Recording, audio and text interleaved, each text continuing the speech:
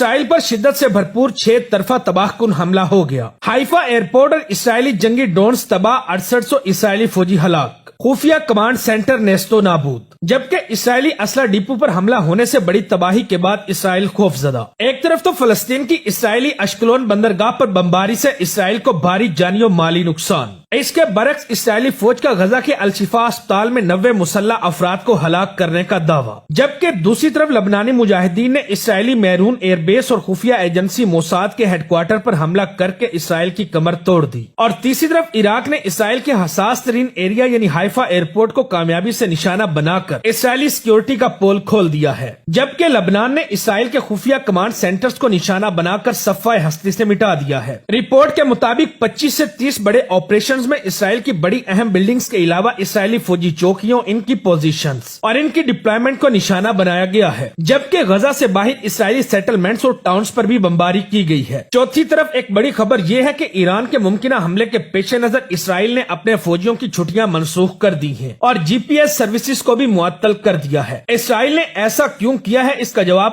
آگے چل کر دیا جائے گا۔ جبکہ اندر کی خبر یہ بھی بتا رہی ہے کہ ایران نے اپنے جنگجوؤں کو اسرائیل میں گھسنے کا حکم دے دیا ہے اور ایرانی اسلحہ بردار ٹرک شام اور عراق پہنچ چکے ہیں۔ پانچویں طرف یمنی اور چھٹی طرف شامی مجاہدین نے بھی تازہ حملے کر کے اسرائیل کی ناک میں دم کر دیا ہے۔ رپورٹ کے مطابق اسرائیلی فوجیوں کی ہزاروں کی تعداد میں کیجوالٹیز ہوئی ہیں۔ اسرائیل پر لبنان، غزہ، ویسٹ بینک یعنی کہ ہر طرف سے حملے کیے جا رہے ہیں، اسی لیے اسرائیل نے تنگ آ کر شام، یمن اور لبنان میں شدید جوابی حملے کرنے کا اعلان کیا ہے، جبکہ وائٹ ہاؤس اور امریکہ کا اسرائیل کو ہتھیاروں کی فراہمی محدود نہ کرنے کا عندیہ۔ ان سب خبروں کی سچ پر مبنی تفصیلات اور حقائق پر مبنی جانی و مالی نقصان کے اعداد و شمار جاننے کے لیے ویڈیو کو آخر تک دیکھتے رہیں۔ ناظرین، سب سے پہلے عراق کی بات کریں تو پچھلے کچھ دنوں سے عراق کی جانب سے اسرائیل پر تابڑ توڑ حملے کیے جا رہے ہیں۔ تازہ خبر کے مطابق عراق کی جانب سے انتہائی حساس اور محفوظ ترین اسرائیلی ایئرپورٹ حائفہ کو خطرناک جنگی ڈرونز کے ذریعے نشانہ بنایا گیا ہے، جس کے بعد اسرائیل اپنے ہوش و حواس کھو بیٹھا ہے کہ آخر اتنے محفوظ ایئرپورٹ پر حملہ کیسے ہو سکتا ہے۔ یاد رہے، حائفہ اسرائیل کی اہم بندرگاہ، اہم ترین شہر اور اہم ترین ایئرپورٹ ہونے کے ساتھ ساتھ اسرائیل کا حساس ترین علاقہ ہے۔ حائفہ سمندر والی سائٹ پر واقع ہے، جہاں عراق نے پورا اسرائیل کراس کر کے حائفہ ایئرپورٹ کو نشانہ بنایا ہے۔ یہ انتہائی غیر معمولی حملے ہیں جو کہ اس بات کا ثبوت ہیں کہ عراق نے اسرائیل کے ایئر ڈیفنس سسٹم کی دھجیاں اڑا کر رکھ دی ہیں۔